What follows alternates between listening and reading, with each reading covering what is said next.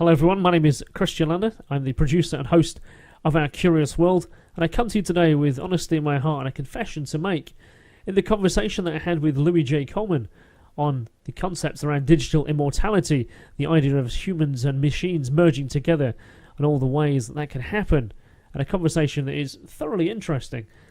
The confession is that in the opening few minutes, I'm aware there's a bit of sound feedback that has happened between the microphone and the speaker that makes perhaps the first couple of minutes not so easy to listen to. I'm aware of this. I apologise that it happened, and please enjoy what is a interesting and thought-provoking conversation.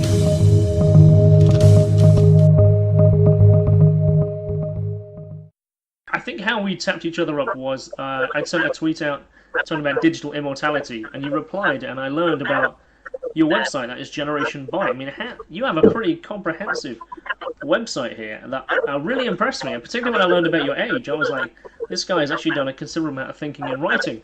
So what got you along this thought track, man? Well, there are two things to this. First of all, Elon Musk company Neuralink. The fact that you could have at some point a neural lace that interfaces directly between machines and like your brain to reach like super intelligence, like that was just an amazing idea. And secondly, the big push was actually the Black Mirror series. The whole like out of the box thinking by Charles Brooker. It's just a brilliant series. It is, yeah. It really made me think about it. Because I really, the one thing I like about Black Mirror is I was a really big fan growing up with the original Twilight Zone series. So I kind of grew up kind of with those kind of shows always in mind, like the Twilight Zone and the Outer Limits, the kind of quirky story that has a moral tale to it. And when I saw Black Mirror, this talks to me even more because it talks about technology that it's so close, it's almost here. And that near future, it isn't always dystopian, but the twist on it is a very real twist. It can almost happen and almost go wrong because that's the way the human world works. And I think that's why Black Mirror works, because we know humans don't like to have things go wrong. Yeah, that's one big aspect of it. If governments don't like regulate, which at the current pace they'll leave it later and later, there's high potential for democracy to be entirely ruined. Like we're very fucked, essentially. I like how you said if they don't do anything. It's true. Is it because technology is outpacing our ability to understand what it is we're coming up with? Do you think that's what it is? In part, but even like episodes like Be Right Back, where you have someone who dies in a car crash and then is essentially like his social records, his private records are all analysed, and he's put into a body that looks like him. You could have something like that, where say someone dies, they like no one knows they've died. They could be analysed and have like a fake version of them in a fake body, and then that body goes on controlled by some like mastermind who's not known. I mean, I guess that what would terrify some people is that perhaps they might be digital versions of the loved ones. They're walking around and doing all their real life things, but perhaps the loved ones have no idea that it is a replicant or a duplicate of some kind. Yeah. It makes people feel very uncomfortable. Yeah, no, definitely. It's up to now everything has been in like good faith, but there's no technological reason why someone couldn't hack someone's like WhatsApp, Skype, whatever, any kind of calls, and create a digital profile of them that is almost indistinguishable from the real version. You're absolutely right. I mean, you see, say on Facebook, that's quite a very common problem, isn't it? Where it's very easy to copy someone's profile because if they've got it listed as public, they can just copy all those posts down or that profile picture and create a duplicate. That's a very surface level example. But I guess when you're talking about a very personal, identity of someone, and I guess as we move now towards more Neuralink stuff, where people can actually upload their entire brain to the cloud, as it were, or certainly a memory imprint upload. Perhaps someone could download that and then manipulate it and send it back to the original user. I mean, I don't know how far that technology is along the lines at the moment. Yeah, no. Assuming that brain uploading is possible, which we don't know if it is or not yet. If there was some security breach and suddenly you had access to like 10% of the digital population, you could delete that, you could manipulate that, you could edit it in whatever way, and people wouldn't necessarily know about it or be able to act. I think also as people commit more and more to the cloud, I mean, you might find that everything from like your driving license to your bank details to your everything you own potentially could be on a database. Although that database right now is still it's scattered. It's not quite all together, but there's no reason why it can't be. Perhaps it's just legislation keeping it apart. Yeah, like the legislation is the only thing that's keeping us from like complete devastation. And if we are to continue in the rate which we do, which, like, by the way, that as it stands with technology, like in recent times, we have the catastrophic thing happening before the regulations. Yes. If this happens with digital immortality, it could be like a massive disaster on a scale we've not yet seen.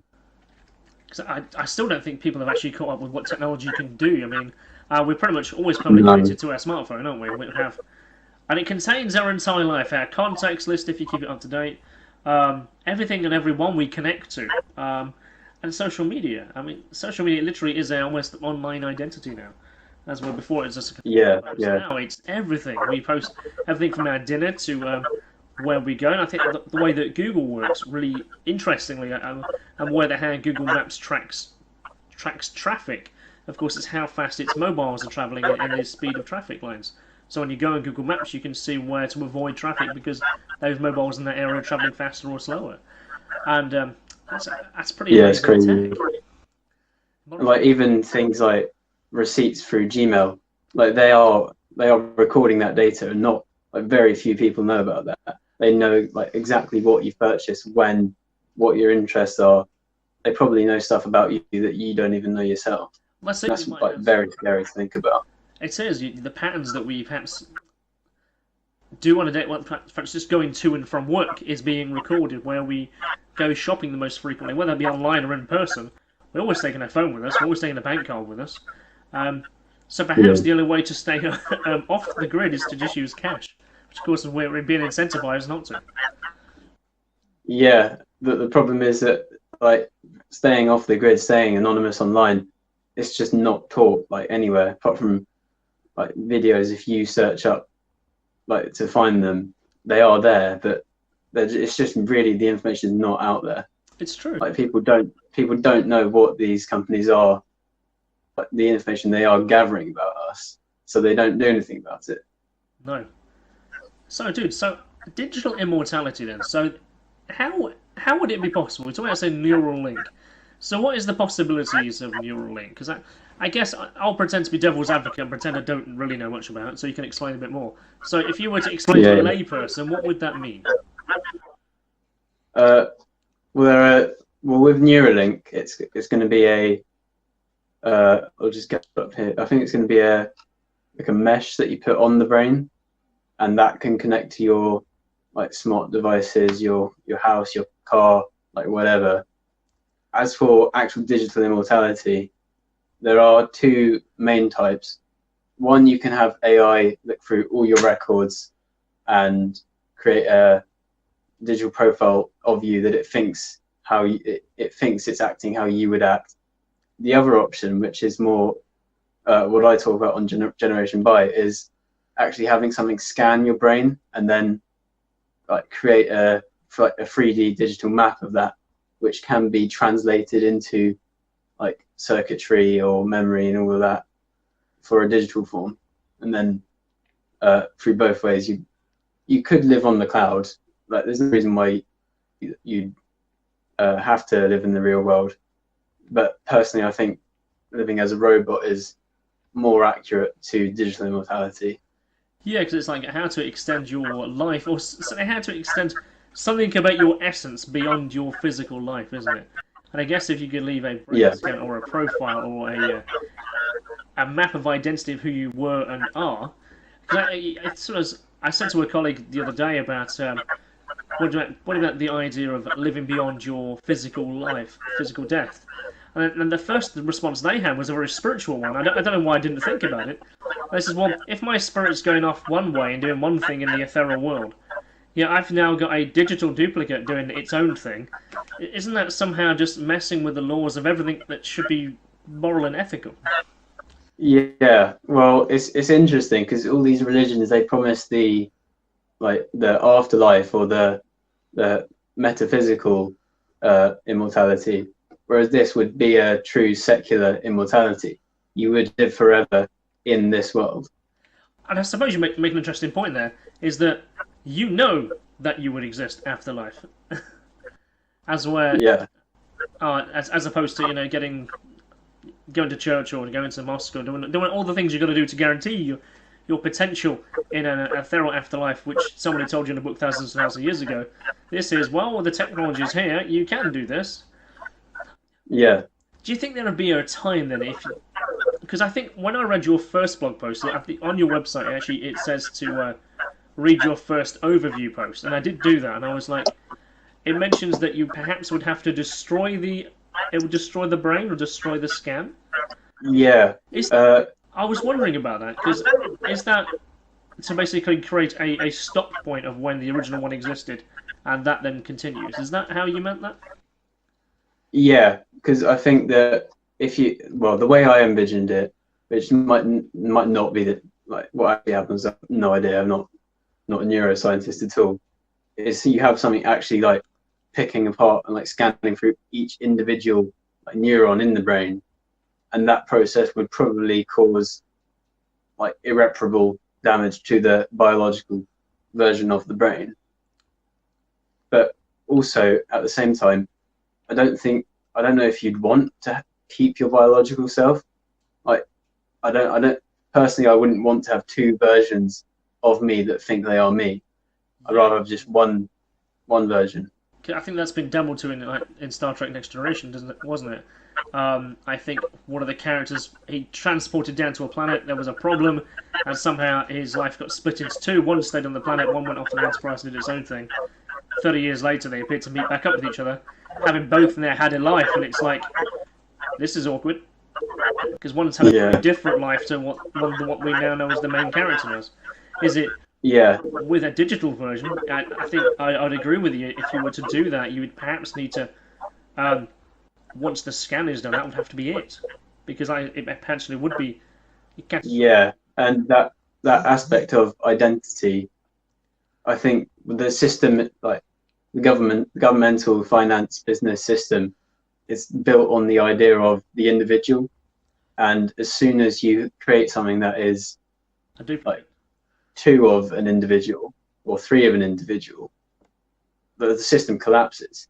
If I wanted to withdraw 50 quid from my bank account, but there were 7 people claiming that that's their bank account, legitimately, because it is different versions of me. Yeah, it just wouldn't work. That's an interesting thought, actually. So more people, because like you said, legitimately it's their money as well, but who physically has the cash? Yeah. That's an interesting idea. So I think Black Mirror has been quite the inspiration for you. I mean, when you first saw that episode, how did it make you think? Was that the catalyst to help you start writing Generation Byte? Essentially, yeah. I actually started on season 4 because I didn't realise what was happening. It was USS Callister, which is one of the ones where it is true brain uploading. It is, yes. Yeah, and that's the gaming aspect, and from that I thought, well, clearly what they've shown is that if you can upload your brain, essentially any game that you want, you can do. It's fully simulated reality, which in my mind is the end point for gaming software. Yeah. We've tried. We started off with physical games like chess or drafts and all that, And then as we've progressed, we've had like, digital games, we've had mobile games, virtual reality, bring it closer and closer to ourselves. Yes. This would be like within ourselves, essentially. Yeah. It'd be like internal native software gaming. And that's a really interesting way to put it, is internal software, because I guess you'd have to, you would see it through your own mind, really, I guess. Yeah. Because I guess, again, the Star Trek thing example, I guess, is the holodeck, where you physically are touching things through force fields and stuff. But, you know, you're actually talking about a fully immersive environment where, what I think, like in the Matrix, of course, there's the example where Morpheus gives that all sensory input is actually just due to electrical impulses in the brain. So everything you see, touch, and stuff actually can be completely replicated. And he's absolutely right. And that is... And can we do that? I think the answer is yes. Yeah. As if everything is... if we are living as a robot and everything we see is formatted, camera vision, thermometer, you have GPS location, all of these sensors, everything that you would need to essentially get around, you already know how to program that to interact with the brain. So then you can also add artificial inputs, which is where you get into augmented reality, virtual reality, and fully simulated reality. Like you could be in a game and you could have a sense of the temperature. If you went into a really hot area, you could suddenly feel really hot. Yeah. And that's something that you can't do right now, even like with like haptic suits and all of that, like that kind of thing. You can't do the lava level in Mario, though, can you? So that would be kind of like looking down and obviously. Well, you might have to turn that on. Yeah. Oh man, because I actually was there's a particular episode of Black Mirror where it talks. Well, actually, it's two distinct female characters who fall in love with each other in an AR reality, and they. Sandra and Pedro. Yeah. That's right. Yeah, I thought it was a really profound episode. How perhaps the way that it would be implemented in the future, or potentially as an idea, is actually in end of life care, to upload someone or to have them in a simulated environment where they can go out and get drunk, or they can go to the pub or the nightclub, whatever, and they can have a new avatar, meeting other avatars, much the same way we do with VR chat today. But of course, they fall in love, and that particular character, and obviously never met in real life. Yeah, that's like another frontier for it, is actually not just gaming, but social interactions, like sexuality, sex, and all of that. Like everything that we experience as humans can be simulated better as a digital being. Yeah, and I guess like that. Yeah, I particularly like that episode because like at the end where they show you like how they've done it, that to me is probably most accurate to how it would be done. How they've got the small thing in a database. Yes. If you are going to live entirely in the simulated world, you probably would just have like a small device storing like essentially you in just this massive warehouse of everyone else. So yeah. Absolutely. And do you think it's a scary prospect for people to consider that is so close? Well, I'm not sure if it's so close. The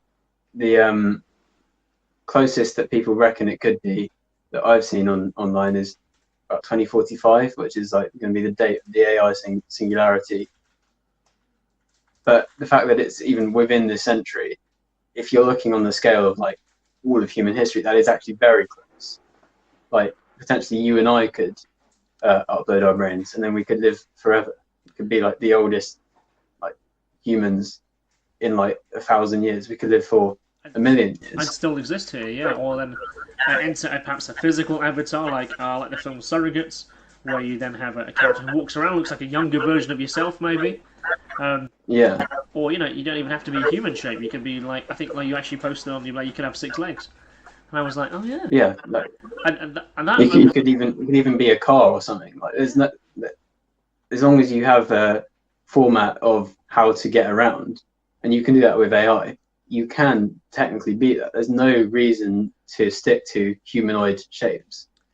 And I think that's actually where, in the conversations I've had over the last couple of weeks, is where the conversation always geared towards identity in regards to, say, how it is currently, where we're going through a bit of a trans revolution. Lots of people are, they're varying their sexuality, they're varying their gender, and how does that play into with technology adding an extra level to that spectrum? Yeah.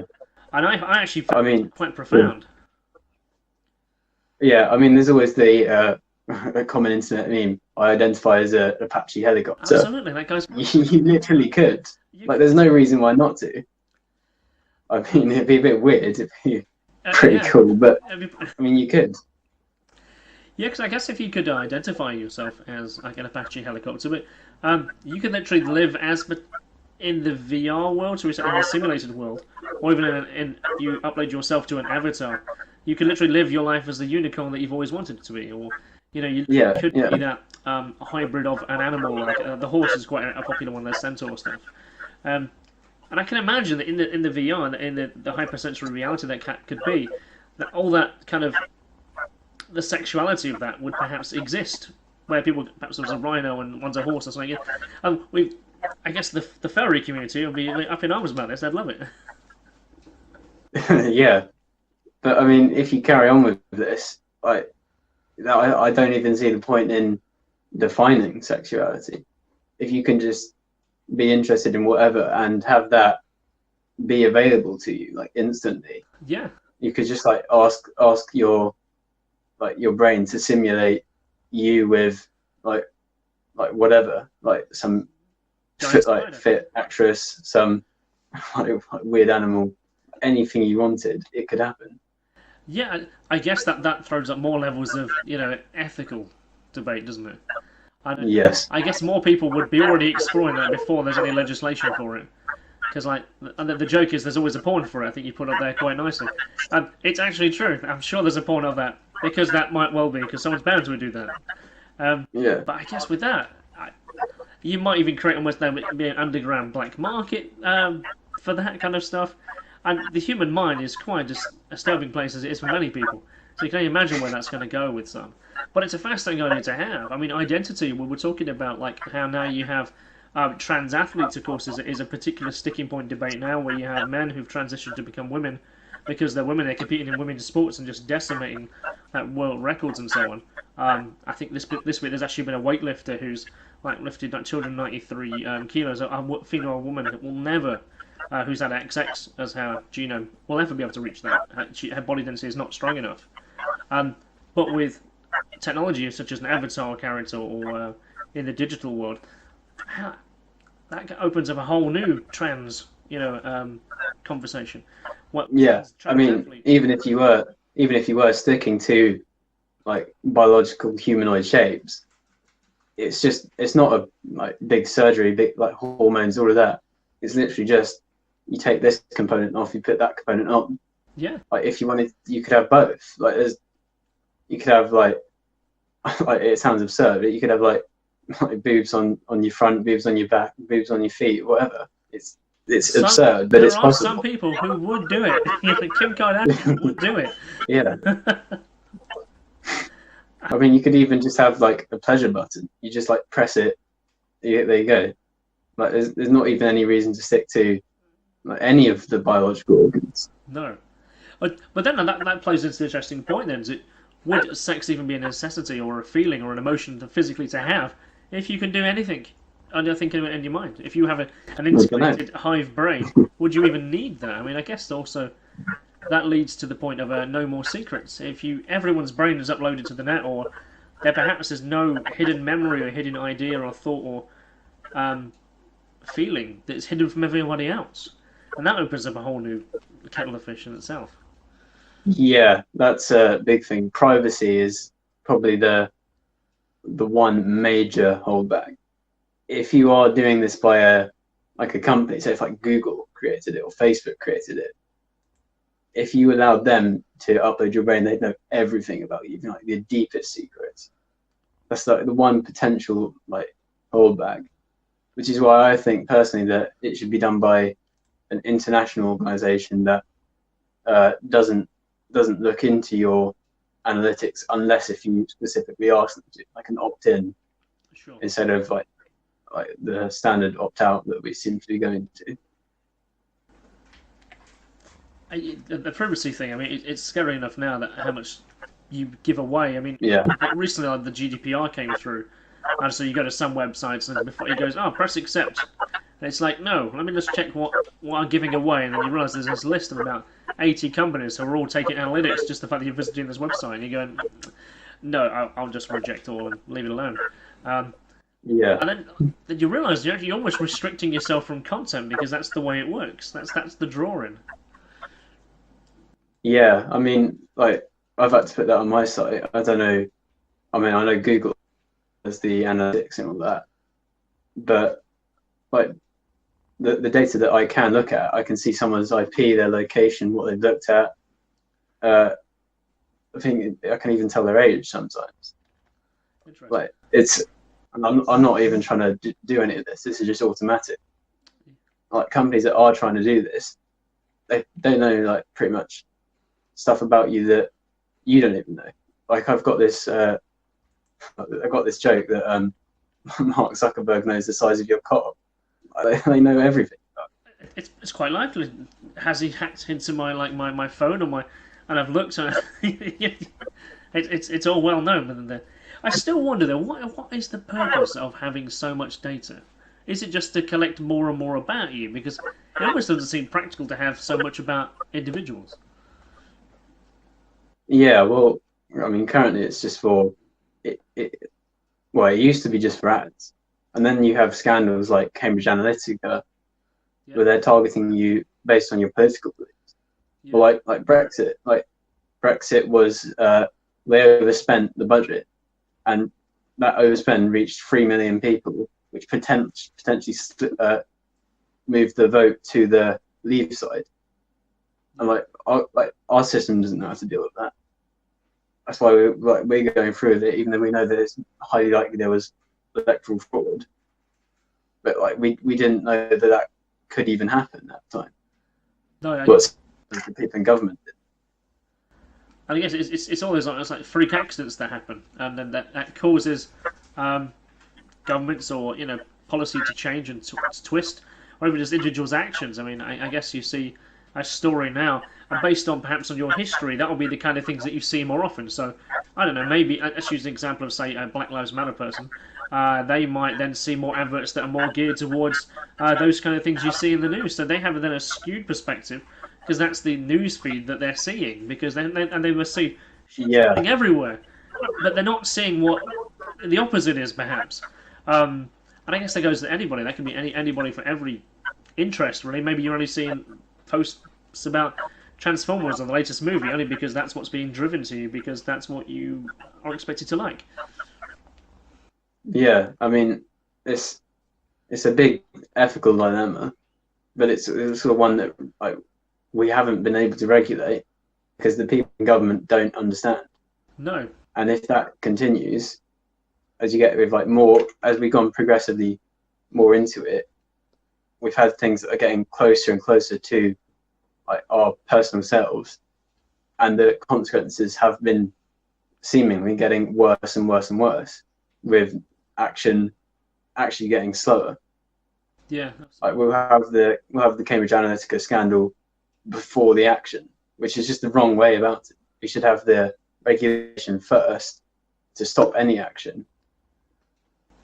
The thing is, I guess it has to be understood, and they'll go, well, it's never going to happen, and then it does happen. Yeah. How would you got to plan for such measures, but if it's never gone live, as it were, how do you plan for what those contingencies are going to be? I mean, it's a huge nightmare for legislation in terms of logistically organising that. I wouldn't know where to start. Yeah. I mean, we get bogged down with current issues and current affairs and all that, whereas really we should be regulating neural lace technology, digital immortality now, well before anything happens, so we can have our thought experiment, see what would happen if we allow this. Oh, that could potentially cause devastation. Let's not allow that. Let's go back to this. Let's review that. So we have the robust system before the technology even becomes remotely possible. Because I learned about, actually through your website, actually, I learned about Nectome, which is the promising to freeze brains of people cryogenically. And I guess the idea would be Yeah, when the technology comes along, they've paid enough money to then have that digital upload available, and then they can then live in their new future body or in some kind of digital status. And that kind of reminds me of the kind of the fad that happened certainly through the 80s, late 80s into 90s, where people had their bodies cryogenically frozen. I don't know how many of those companies are actually still operating. I don't know how big that market was, and now continues to be. no, no, I don't really know how many people have taken up this idea because it's not. I mean, even now it seems at least decades away. Like I'd say that someone of my age probably has a 60% chance of being able to upload my brain, assuming technology does become possible at some point in this century. Yeah, I mean, I guess there's the environmental factors and all that first, and what's going to go on geopolitically in the world.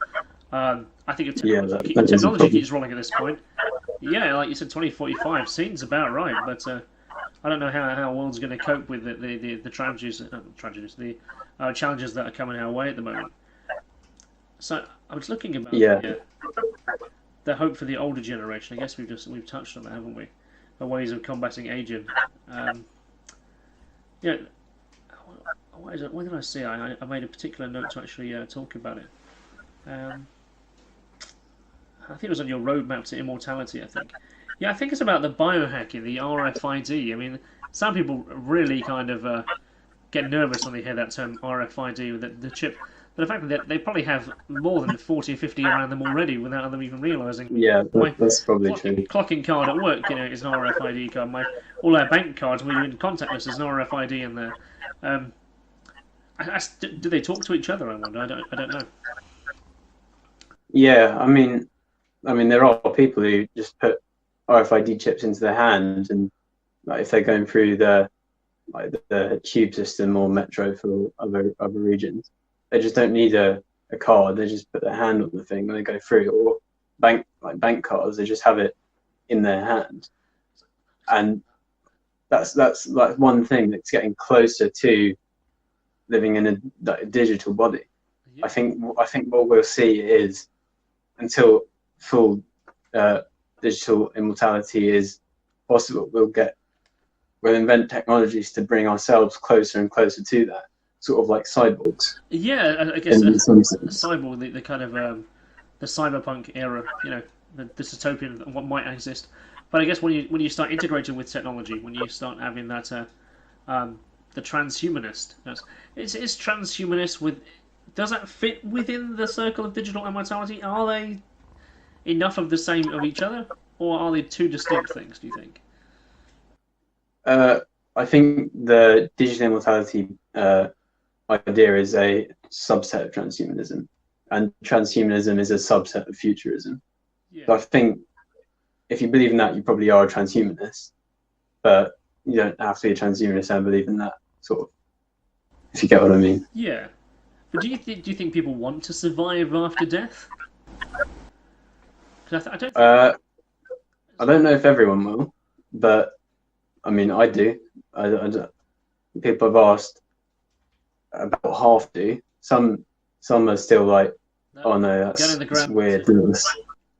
Yeah, but at the same time, give it like, I think it was 70 generations or something like that. Then if you assume 1% of the population adopts the technology, after 70 generations, you have the midpoint where you got 50% biological and 50% immortal. And I think the adoption curve will actually be a lot like Stephen. It's like an S curve with most technologies, where at the start it's very slow, and then it has a sudden kick upwards, and then you just get the very last 10% at the end, which takes a bit longer. But if you have one side where they are against it and they're mortal, and you have the other side immortal, even at the lowest adoption rate, eventually the immortal side always wins. They live forever. They'll outbreed, and well, if they do breed. So what about the internal? What kind of software would it have to be? Because I guess it have to be a pretty interesting database in order to store that. I mean, do we have anything that's kind of close to that now? So I do hear about like Google's Deep Brain projects and their AI systems. I mean, the storage database must be pretty crazy. What are they, tech-wise?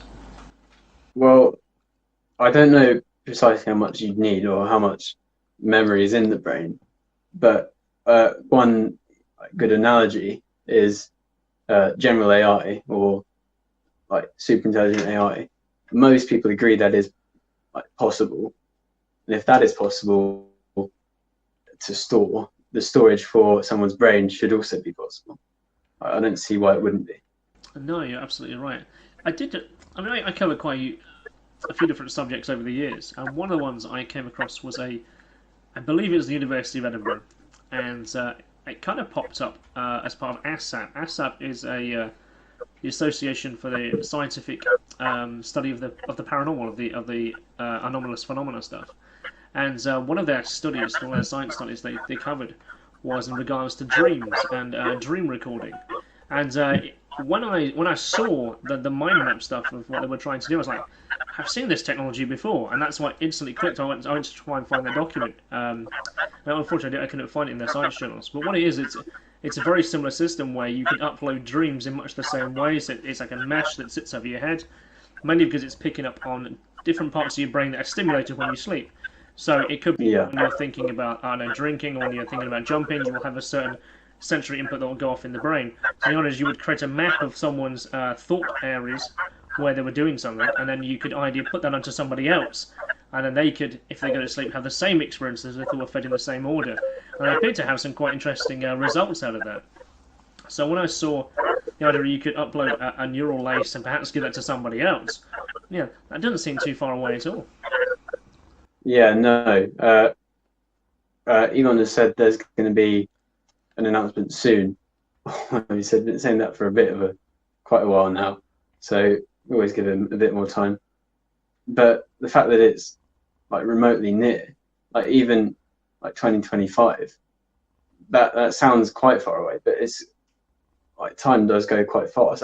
That would be amazing to have it possible by then. Yeah, like the idea is that once you've uploaded your brain, you could have something analyze that, and potentially you could analyze everyone's brain, and you could figure out, oh, this bit of information corresponds to that brain region, this bit corresponds to that region, and then you could have stuff like you figure out, all right, well this bit of the brain is sexuality, this bit is intelligence, and you could literally just swap that.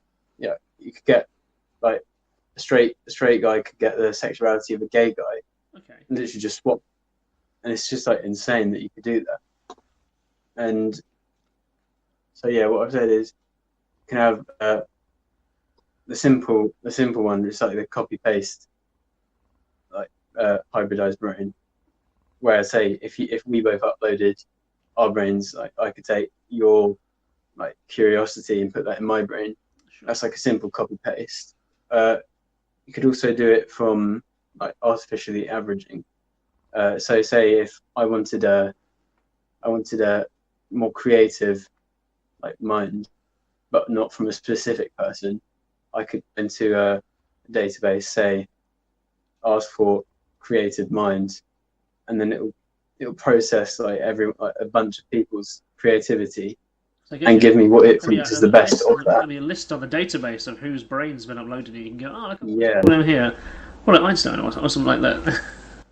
Yeah, it's like those old charts where it gave you like the score for each thing. Like we had it on like the Wii Sports, so it's like reaction time, and then it had a line coming out, and then speed, and a line coming out, all the stuff like that. Sure. Then the other thing, which I think is also interesting, because it's sort of in a way cheating, is how actually an AI hybrid brain. So if you have, say, to like a neural network or something, make intelligence, and then you put that in your brain, because once you do that, you're like, well, what am I? like what is me as a person? Like, you become less you, and you become something else, but it still feels like you. Yeah. In some sense. So I guess would it be almost an extension of yourself into the web? So I guess it's like, so nowadays, if I wanted to go find out something, most people do what they always do, is go to Google on the phone, and they go find that information. But I guess if it's kind of like digitally interlaced with an AI, it perhaps was already found that information before you even thought you needed it, and it's already gone and found it's already run the search function in a way that's already found the actual data you want, the relevant data. Yeah. But even stuff that's like, you wouldn't think AI would know anything about that. Like, say sexuality. Like, AI doesn't know what sexuality is. You wouldn't think AI can have sexual attraction. But if it looks at everyone's region which governs sexuality, it could sort of figure out what sexuality is, and then you could ask it, make me interested in blondes, or gingers, or just any type, and it theoretically could do that for you. Filtering out on Pornhub, isn't it? It's like, I don't want to look at that type. I want to look at all this type. Or, like you said there, if you're sorting out, it's almost like running a minus symbol before a search string. I want to look for this stuff, but not that. It's incredible to think that has an idea for configuration. I like to hear you talking about like curing brain diseases. I mean, a lot of people. In fact, the very first episode I did about Curious World, in fact, I learned that my grandmother really suffered with dementia, and I wanted to learn how to prevent that from happening. How do I stave off what potentially is a genetic issue? So I spoke to a neurologist. I spoke to a person with nutrition about how to do the things I needed to make sure that doesn't happen. So when I read things about curing brain disease, and that kind of like it ticks a box in my mind about how do you think that would work? Well, and simply put, you just get the say if it was the memory capability of someone, you get the memory capacity of a healthy person, and then just copy that into someone who has like dementia or Alzheimer's, who can't make like short-term memories. No. I don't know if it would work for long-term damage, but certainly short-term like problems. Literally just copy a healthy version, put that into the damaged patient, and then they would once again have the ability to like remember things. Yeah, because you think about, obviously it's a degenerative disease, so you could use an earlier save state effectively. Perhaps when they were 30 or 35, whatever, and now they're at a certain point where they're 60, 65, and the brain's starting to deteriorate. So here's your capacity to remember things again. Well, we'll never have those diseases come along, because they can be artificially dealt with before they ever become a problem. Or if you were like really like old when you had the upload process, you could use brain regions from like your kids or something. Yeah, absolutely. Because that would probably be more likely to be like formatted correctly. I mean, I'm not sure how all of that would work, but you could do it, like, theoretically speaking, at least. I was thinking about the idea of like translation, because I guess I saw Google's interesting real-time translator working on a conference not too long ago, and I thought that could be really useful. I guess we're just traveling the world. You have an earpiece in, and you have a microphone in, and it's translating in real time. I guess you literally are, if you are connected to a neural interface in some way, to a hive intelligence perhaps, or some kind of a interconnected web through your mind. You literally could have instantaneous translations. Language perhaps wouldn't even need to exist because you already know what it is that you're going to talk about. Yeah, and like at that point, there's just not really any point in education. Like if someone makes a scientific discovery, they can just upload that to like the cloud collective. Then everyone like downloads that information, and then everyone knows it. That's a very there's no need to like teach anything at all. Well, that also poses the interesting view. Say proprietary versus open source, doesn't it? Because I guess if you could upload your brain, everyone else is doing the same thing. You're kind of almost self-criticizing all the other methods that are being looked at. So if you were to upload like a new study, as you say there, the peer research effectively can be done instantaneously, and everyone can go, wait, wait, that bit's wrong, that's correct, and it will almost self-fix itself. Yeah, you have instantaneous fact checking essentially. Yeah. Then there's also the issue of, could you sell your brain, like in parts? If you thought you were really intelligent, could you say, all right, you can have that part of my brain for like $1,000 or something? You could you sell your creativity, you sell your sexuality, like all your experience. Like it's just this new way of like generating money that just you haven't thought of at all. Well, the idea is I haven't been to say that quite recently.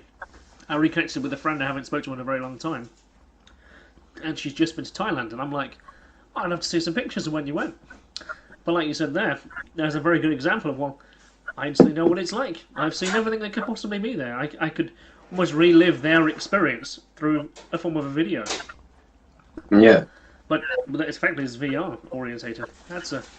Yeah, but even, I think I said this in my hardware enhancement post, there's no like human like sensors. You have like 2 eyes, like a nose, a mouth, 2 ears, with that. But you could actually have like any camera array, and that if you formatted that correctly to be understood, that would be like, you could have 3D vision. You could have the like ultra zooming lenses that like these smartphones are having now. You could even have cameras that are for like ultraviolet, infrared sort of things. It opens up a lot of possibility. Yeah.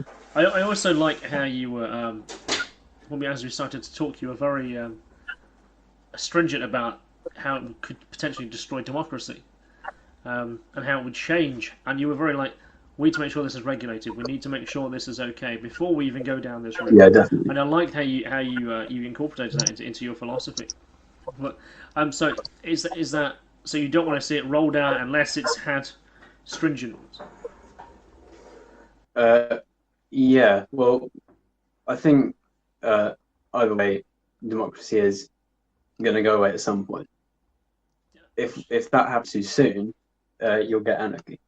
Yeah. And there are multiple ways that this can happen. I've said multiple copies, which is where someone uploads their brain and it just makes various copies of that. They all think they're the same person trying to access the set, like a single resource, like bank information, someone's address, or something like that. No, brain hacking, that's a huge issue. If someone can just implant like ideas into someone's brain, like, well, not even you've almost got a perfect assassin in some ways, haven't you? Yeah.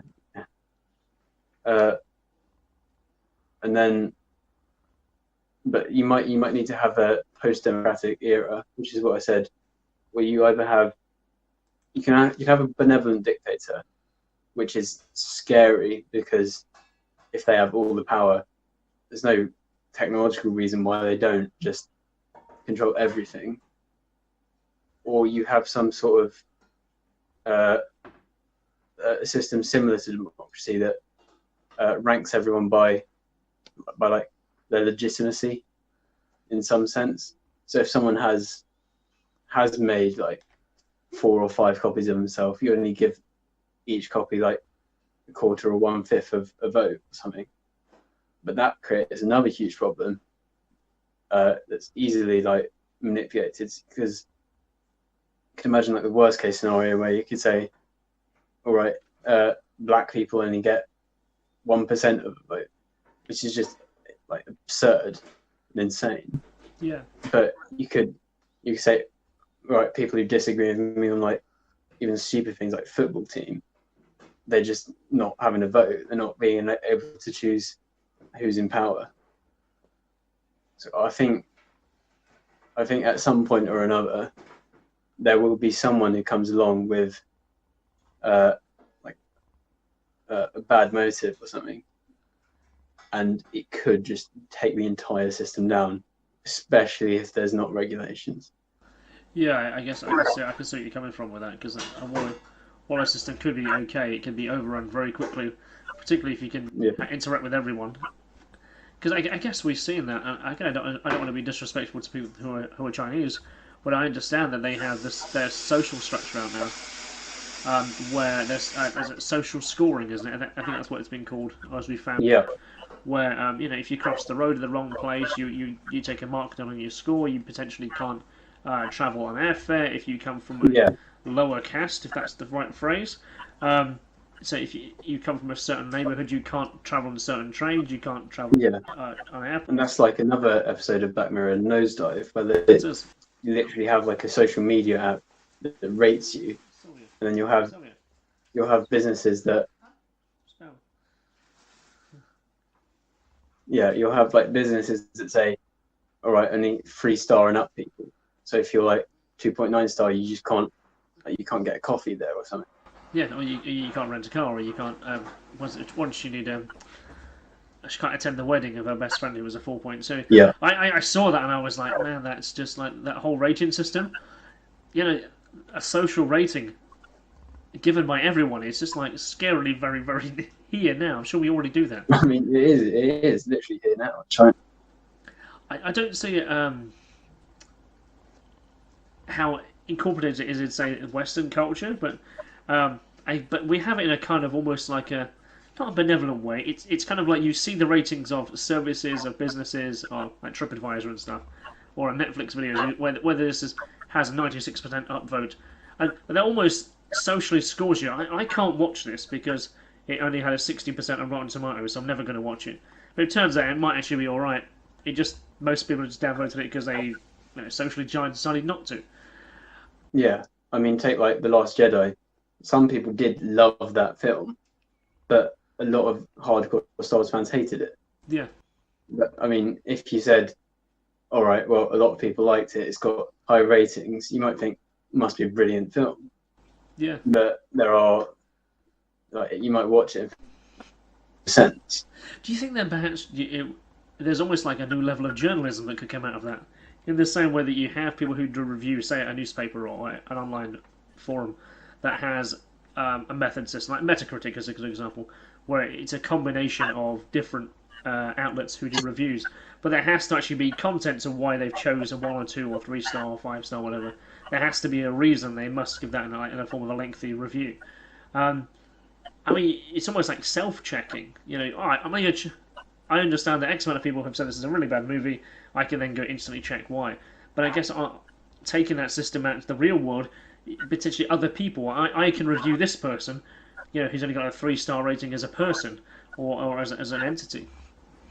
Yeah, I mean, you could like have that for people, but I mean that just sounds like, to us, where that's not a system that we have in place, that just sounds like outrageous. It does. That someone could say, oh, we don't like that person, we're just going to like negatively rate them. Because you could have like some controversial figure and they just get like massive like downvotes and all that. Or you could have someone who's convicted of a crime that they didn't commit. Like their ratings would go massively down. Yeah. Based on false information.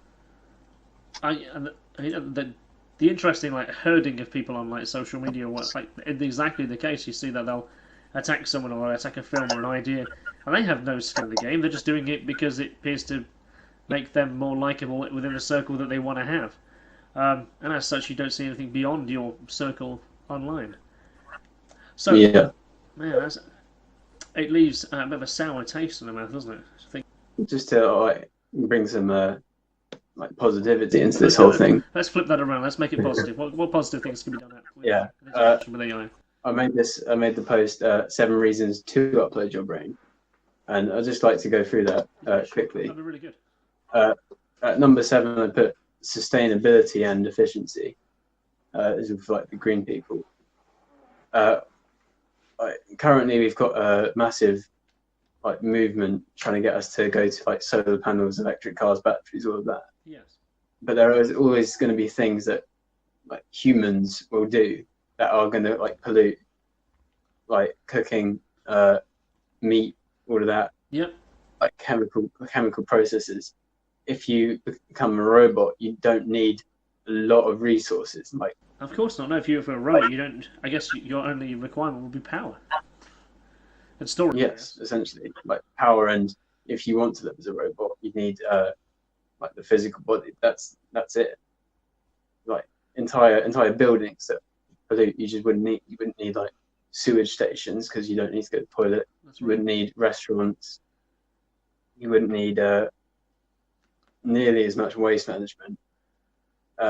Like stuff like people chucking their McDonald's cups into the side of the road, it just wouldn't happen. You wouldn't No, it wouldn't happen. need them. So sustainability would be like, I think that'd be the last big jump to sustainability, where we are completely like the minimal input required.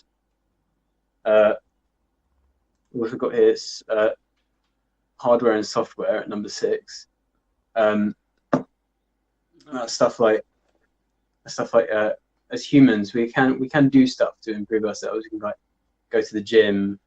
We can do like stuff like RFID implants. But as a robot, that comes a lot easier. You just upgrade whatever limbs you have. I mean, you could live as a car, go a lot faster. So that's okay.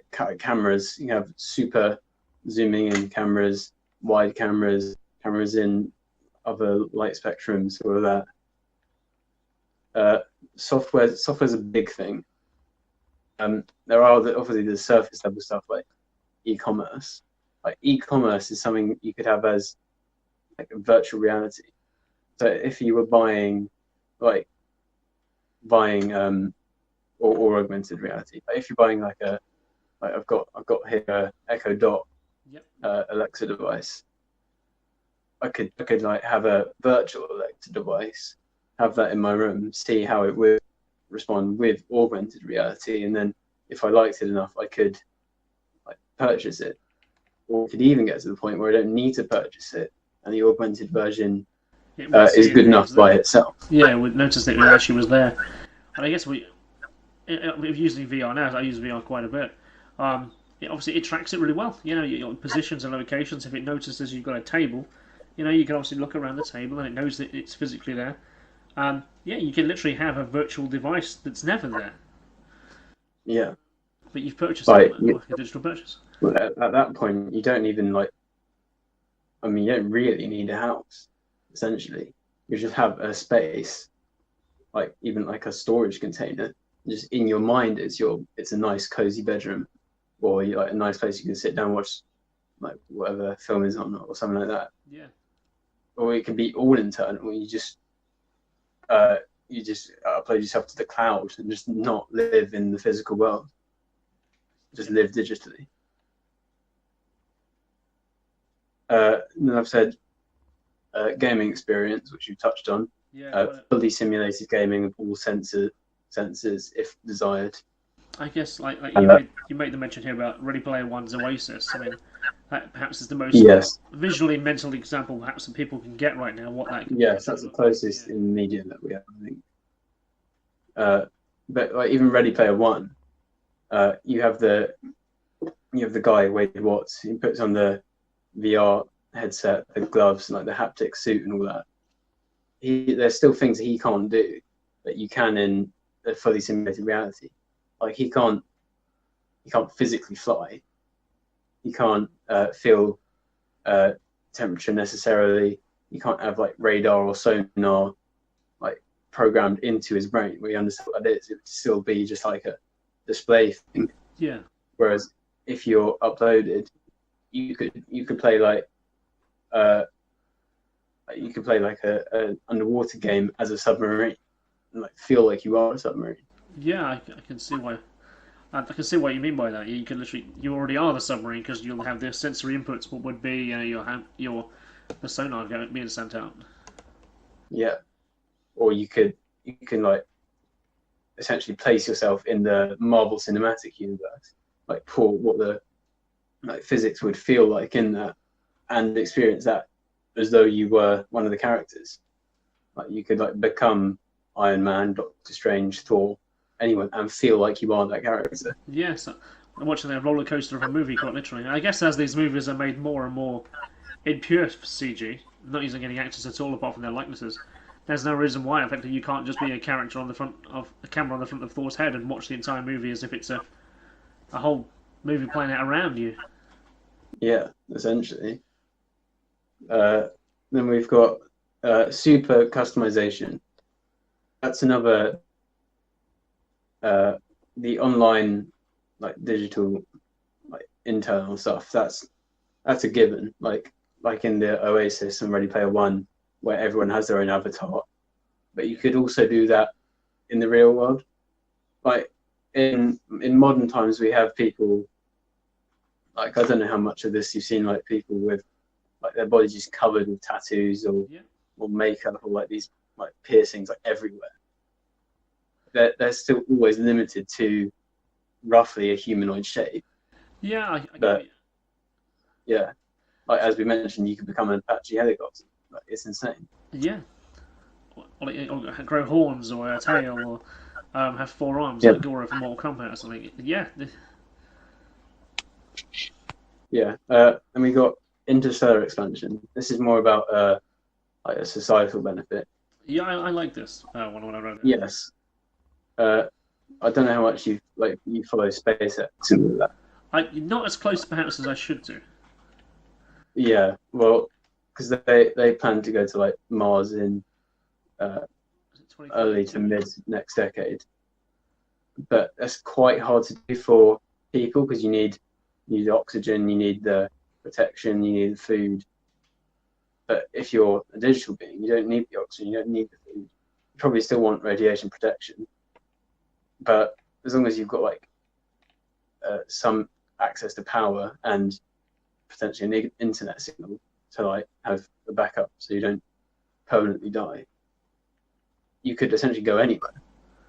Yeah, I think as we do, and I really hope we get out to space. I think as far as we know so far, we are the only intelligent beings in the universe, and I think we owe it to ourselves to actually achieve our dream. I mean, there's a kind of analogy I often give to people about how we've changed over the thousands and thousands of years. I mean, what motivated entire civilizations and people to build the grand monuments that they left for us? In what is the equivalent today? I think the equivalent today is to reach to the stars. I mean, we have to reach beyond our Earth because it is potentially. It almost feels like we're meant to. There's almost like this inkling that we should. Yeah. We always should get out there. Maybe we do need to have the technology to do that. We can't even get past like the Van Halen radiation belts, not without extreme damage to our human cells. But to have a synthetic go out there in some kind of shape, and perhaps have them controlled by a human here, and that can be then changed to a different pilot or a different controller. Yeah, that seems a very viable option. We can send the probes pretty much no problem. They can like go right to the edges of the solar system because they don't require much. They just have to get energy from the sun and to transmit data back. Yes. But if that suddenly becomes us, then you don't like a lot of the mass that there is for life support and all that just goes away. It becomes a lot easier. Absolutely, it gets past that technological boundary, doesn't it? Because it's like fuel, resources, food, air, oxygen. Don't have to take it if you're sending out, an AI or a synthetic human. But I guess they touch on that quite a bit in Aliens, isn't it? There's the is it David? Is it David? Alien, where he has an artificial life form who goes with them to assist them, and it ends up being the one thing that betrays them, which is Hal, isn't it? Hal from I guess Hal is a fixed entity, isn't he? In 2001: Space Odyssey. Yeah, that's what. Yeah. Right, and then number 2, I've said knowledge. The fact that if you like, as it is now, if you scroll like Twitter, people are quite slow at reading. Yes. Like computers process things very fast. Humans to read stuff, and especially to write stuff, is like a lot slower. But if you can like process stuff as fast as a computer, essentially you could just like download the internet. I know that sounds like insane, but like it could probably take you still quite a while. But you could know like all of human knowledge, and everyone could know that.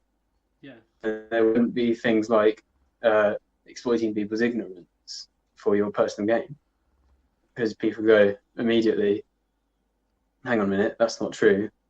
This is what's actually the case. Yeah, it would bring a whole new level to again fact checking. Yes.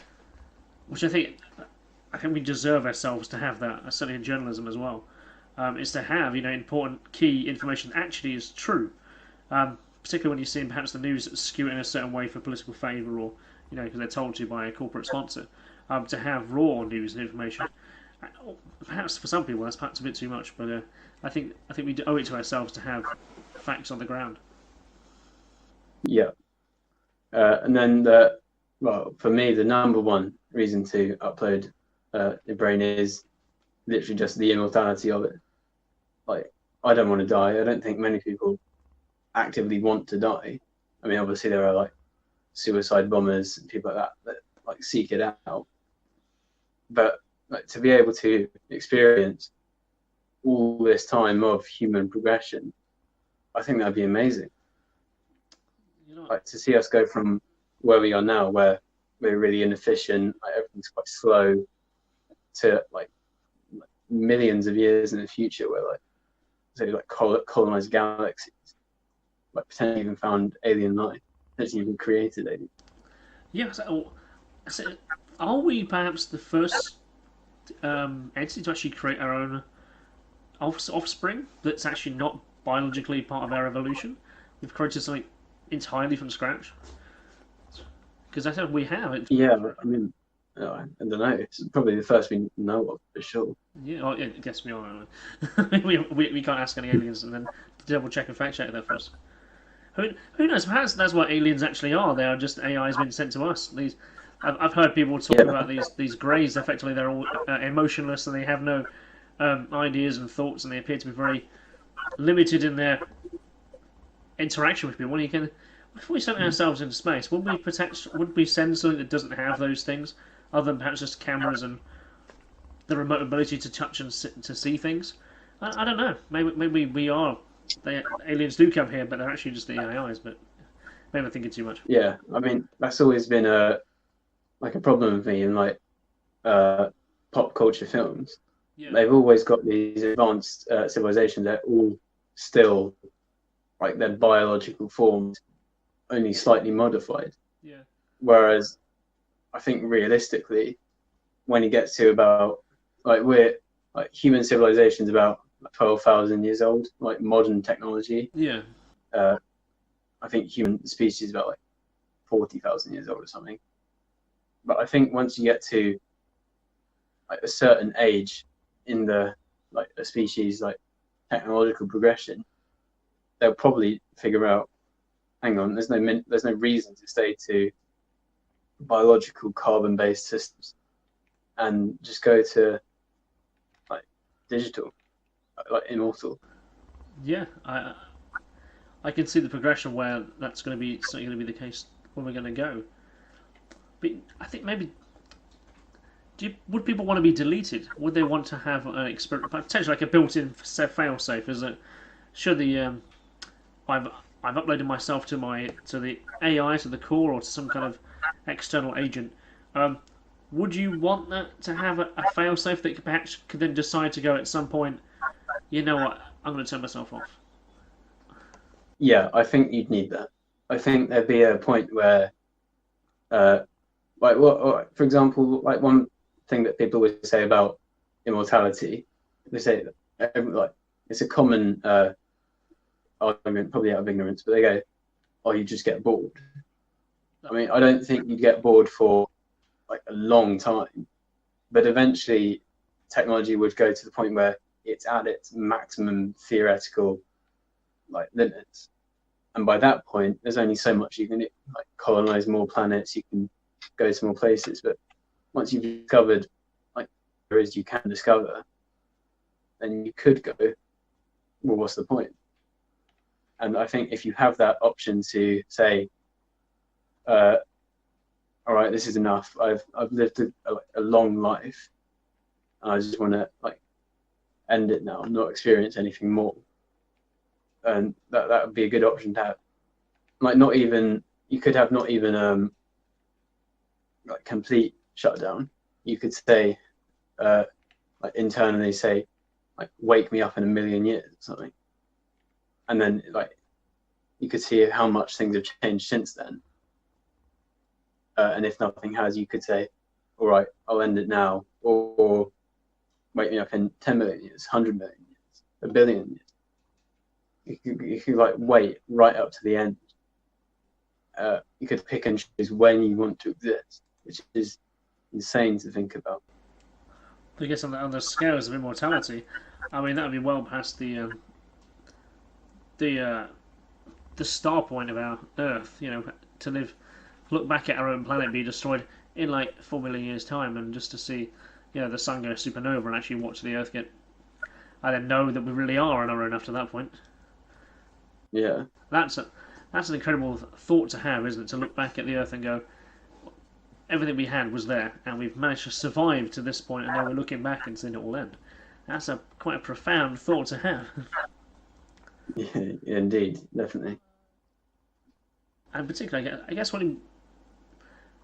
if you wanted to survive beyond bodily death, I still wonder what people would do first. You know, would you almost have a wish list of things you want to do in your digital self that you couldn't do in your real self, or would it just amalgamate into the internet and just do its own thing?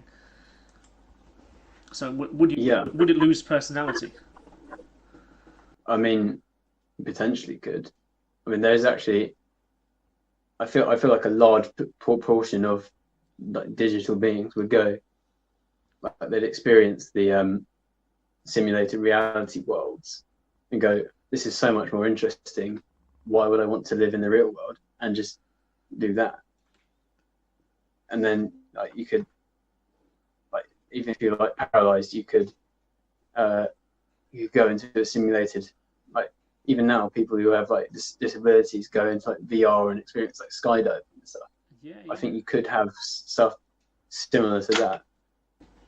So I guess that's perhaps the closest it is at the moment, isn't it? That you can, because I did wonder when we were talking earlier about like the end of life stuff. People who have disabilities, you know, who have potentially looking down at themselves with extra limbs they never saw themselves having, or they have an experience they physically can't do, like skydiving.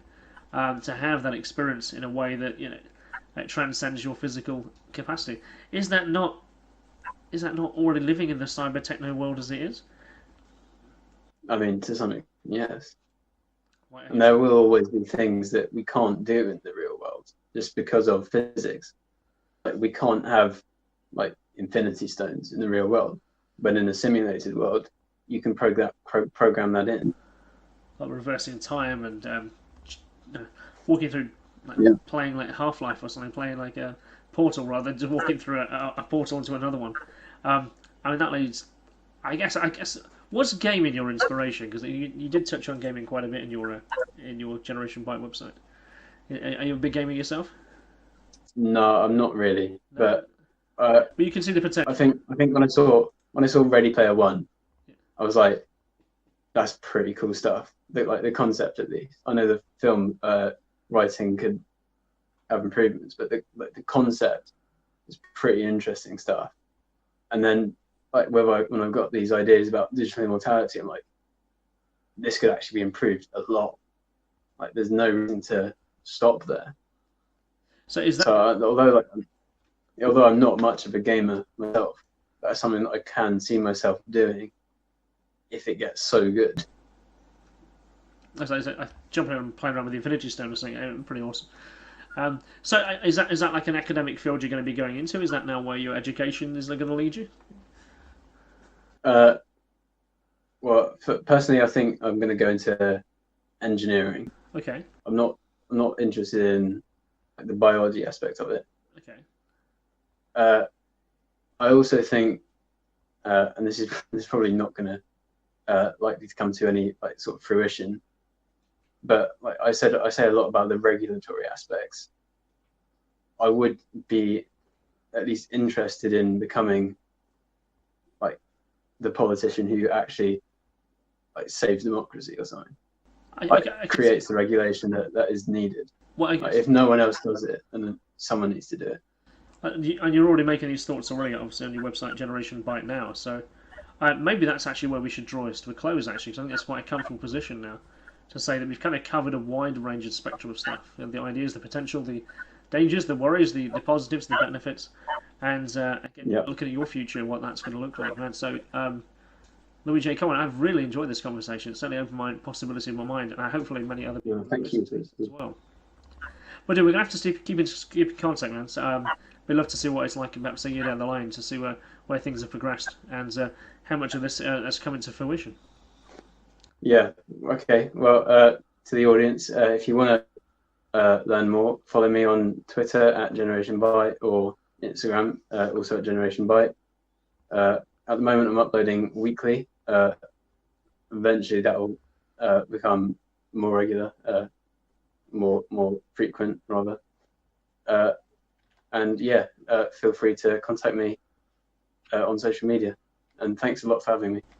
No, I sort of wanted to talk with you, man. You really inspired me to get in touch with you. I was like, dude, this guy knows what he's talking about, and this is why I arranged to have this conversation. So I was the mind flowing, I think, and that's what I don't think people do very much anymore. It's partly the reason why I created this podcast, actually, is to allow people to a forum to have a free thought discussion as opposed to this is an interview. Let's talk about this. I never thought that works quite well, particularly when the conversation is such a diverse set of industries, technology, and I guess society. I think these conversations need to be had now, like you said. So democracy and inbuilt safeguards can be in place before these technologies come as standard. Yeah, I mean, even as I'm writing it, I've had several mind blown sort of moments, like that configurable brain state. When I started Generation Byte, I hadn't thought about that. It's only as I was writing more and more, I was like, hang on, you could do that. And it's like, wow, that's amazing. That it could be a huge frontier. Did you ever just stop and go, I have to contemplate what that looks like and then go back to writing? Yeah, I mean, I sometimes write notes down on a little notebook just before I write the article. I was just writing down, wow, this could lead to this. This could lead to this. You could sell your brain. You could have AI become half AI, half human. I'm like, whoa. Well, I think the trans athlete stuff. People who have cybernetic limbs and cybernetic arms, and then potentially having forearms and forelegs. How will that affect what the Olympics looks like? I mean, these are all things we've got to talk about because they're gonna happen. Yeah. Because people will want to do that. I mean, you see people who are really interested in body dimorphism, where they're having tattoos or having interesting piercings. And I guess if you were looking at, some people would really take that to an extreme. That they add horns or something to their avatar, what they're looking like on the outside. And I think that could be a really interesting possibility for them to go and explore that. And then when I was reading it, I was going, imagine what the Minecraft community would do with this. Building stuff and selling stuff. Selling modifications online. I can see that almost working as a whole economy for itself. Yeah, I mean, you'd be getting rid of a lot of industry, like food, waste and all that. Yeah. But there's so much more you can do. It's I've said this a lot of times in my posts, that the limit is only really your imagination, and that's insane. It's like a cheesy thing that your primary school teacher will tell you, but it's actually coming true. Yeah, absolutely. I mean, I'd really recommend you putting this out as some kind of a presentation, perhaps, or actually giving this as a talk yourself. I don't think that's something you've ever thought about doing. Yeah, I mean, I've thought about it. I don't really have a lot of time for school stuff. I do, you're not now. Time just keeps running away from me. Every 5 minutes I'm trying to squeeze something out in because I just don't have enough of it. Yeah, I'd definitely like to, if I had unlimited resources, I think animations on YouTube is where I'd like to go. Yeah. Because that's a bit I want to be the Kurzgesagt of digital immortality. I think that would be pretty cool. Thank you very much for taking the time out to join me here today. I really do appreciate it. But if I could just ask one more thing of you, you could just press like, dislike, leave a comment, or press subscribe. You could do any on all of those things, but it allows me to know whether I'm producing the kind of content that you want to listen to. I do produce a variety of content, especially on YouTube and out into the world of social media. So please, if you would, thank you very much. I'm Kristian Lander. Until next time.